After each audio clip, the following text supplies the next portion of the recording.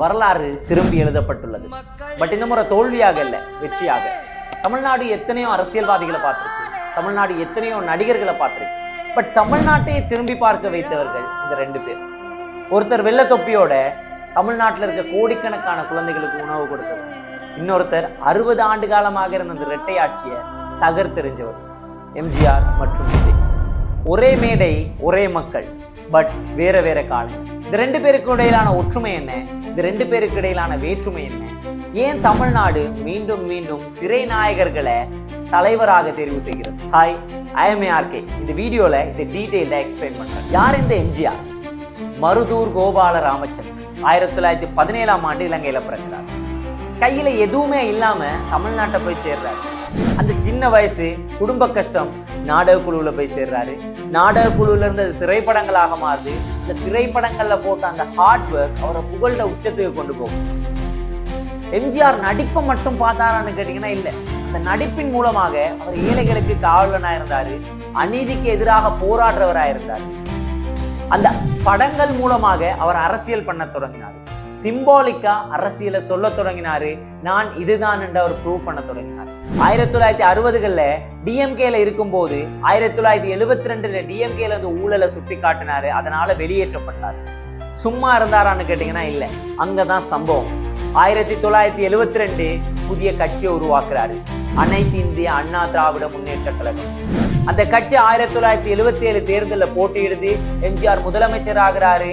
கோடிக்கணக்கான தமிழ்நாட்டு மக்களை ஆளும் பொறுப்பு அவருக்கு கிடைக்கும்.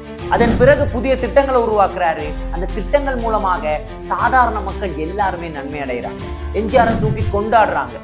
1984 அவர் ஹாஸ்பிட்டல்ல அட்மிட் ஆகி இருக்கிறார். அந்த நேரம் எந்த ஒரு பிரச்சாரத்துக்குமே போகாம 234 தொகுதிகளில் 195 இடங்களை வெற்றி பெறாரு. ஸோ எம்ஜிஆர்ன்றது தமிழ்நாட்டில் ஒரு முதலமைச்சராக மட்டும் பார்த்தாங்களான்னு கேட்டிங்கன்னா இல்லை, அவர் ஒரு மூமெண்ட்டாக பார்த்தாங்க, அவர் ஒரு இயக்கமாக பார்த்தாங்க. ஸோ எப்படி எம்ஜிஆர் தேர்தலுக்கு முன்னம் செயற்பட்டாரோ அதே மாதிரி விஜய் செயற்பட்டார். ஜோசப் விஜய் 1974ஆம் ஆண்டு சென்னையில் பிறக்கிறார். என்னதான் திரைப்படத்துறையோட இருந்தாலும் தன் ஜெனரேஷனோட ஒரு பெரிய ஸ்டாரா உருவாங்க. அவர் நடித்த ஒவ்வொரு படங்களும் வெற்றி படங்களாக கருதப்பட்டுச்சு, திருவிழாவாக கொண்டாடப்பட்டுச்சு.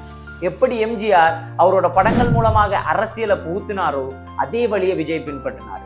விஜயோட எல்லா படங்கள்லையும் அதிகமான படங்கள் அரசியலை பேசக்கூடியதாக இருந்துச்சு. 2019க்கு பிறகு எடுத்த ஒவ்வொரு படத்துல சினாரியோஸையும் பாத்தீங்கன்னா அந்த படங்கள்ல எங்கேயோ ஒரு இடத்துல ஏதோ ஒரு மூலையில அரசியலை பத்தி பேசியிருப்பாங்க. அதுக்கு பிறகு 2024ஆம் ஆண்டு டிவிகேயை உருவாக்குறாங்க.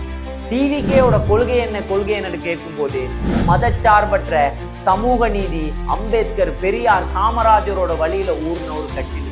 எப்படி எம்ஜிஆர் ஊழல் எதிர்த்தாரோ அதே மாதிரி விஜய் ஊழல் எதிர்த்தாரு. எல்லாருமே கேலி செய்யும் போது டிவிகேயோட முதல் மாநாட்டுல 8 லட்சம் பேரை கூட்டுறாங்க. அதுக்கு பிறகு மே 4, 2026 தமிழ்நாட்டோட எலெக்ஷன் ரிசல்ட்ஸ் வரப்போ 234 தொகுதிகளை 118 தொகுதிகள் எடுத்தா தாவேகா ஆட்சி அமைக்கும். பட் யாருமே நம்பல, ஒரு தொகுதி கூட பெறாதுன்னு சொன்னாங்க. பட் 108 இடங்கள்ல வெற்றி பெற்று தனிப்பெரும் கட்சியாக உருவாக்குச்சு. எப்படி எம்ஜிஆர் இரட்டை முனையாக போட்டி போட்டு அதிமுக வின் பண்ண வச்சாரோ அந்த சாதனையை 34.9% வெற்றி பெற்று டிவிகே முறியடிச்சு. 59 வருடங்களாக தமிழ்நாட்டை ஆட்சி செய்த அதிமுக, திமுக கட்சிகளோட ஆட்சியை அப்படியே தலகுனைய வச்சார். இதுதான் வரலாறு. 1977ஆம் ஆண்டுக்கு பிறகு நடந்த மிகப்பெரிய ஒரு தேர்தலாக 2026 தேர்தல் பார்க்கப்பட்டது. இந்த ரெண்டு கட்சிகளையும் கம்பேர் பண்ணா அதிமுக, தாவேகா. அதிமுக மக்கள் திலகத்தால் உருவாக்கப்பட்ட கட்சி, தாவேகா தளபதியால் உருவாக்கப்பட்ட கட்சி. அதிமுக டிஎம்கேல இருந்து உருவான ஒரு கட்சி, தாவேகா ரசிகர் மன்றங்கள்ல மூலமாக உருவான ஒரு கட்சி. அதிமுக இருந்த கொள்கை மக்கள் நலவாதம், தாவேகாவின் கொள்கை சமூக நீதி, மதச்சார்பின்மை. அதிமுகவுக்கு விழுந்த அதிகப்படியான ஓட்டுகள் கிராமப்புறங்கள்ல இருந்தும் பெண்களிடம் இருந்தும்.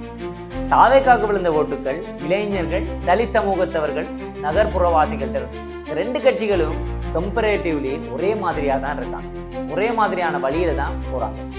எம்ஜிஆர், விஜய் ரெண்டு பேரையும் கம்பேர் பண்ணா எம்ஜிஆர் தன் படங்கள் மூலமாக பட்டினியை தீர்த்தாரு, ஏழைகளுக்கு உதவி செய்யற மாதிரி காட்டினார். ஸோ இந்த படங்கள் மக்களுக்கு ஒரு புரிந்துணர்வை கொடுத்துச்சு. இவர் ஆட்சிக்கு வந்தா இப்படிதான் இருப்பார். அதே மாதிரியான ஒரு தோல் இங்கேயும் விதைக்கப்பட்டுச்சு. 2026 விஜய் அதே மாதிரி சினாரியோஸை காட்டினாரு.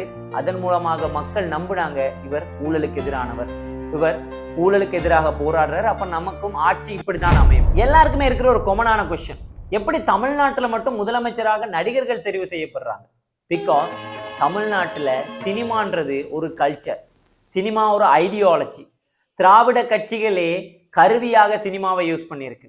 அண்ணாதுரை ஒரு மீட்டிங்ல சொல்லியிருப்பாரு, 10,000 அரசியல்வாதிகள் பேசுறத ஒரு வெற்றி படம் சிம்பிளா மக்களுக்கு எக்ஸ்பிளைன் பண்ணிடும். அதை எம்ஜிஆர் புரிஞ்சுக்கிட்டாரு, அதிலேயே வாழ்ந்தாரு. அதே வழியை விஜய் பின்பற்றினாரு, அவர் வெற்றி அடைஞ்சாரு.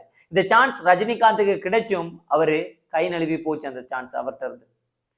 ஸோ இப்போ எல்லாருமே சொல்லுவாங்க, அரசியல் அறிவில்லாத முட்டாள்களால் எடுக்கப்பட்ட முடிவு 2026 தேர்தல். பிகாஸ் இது ஜென்சி பாலிடிக்ஸ், இளைஞர்கள் உருவாக்கின முடிவு, இளைஞர்கள் தெரிவு செய்த நபர் இவர்.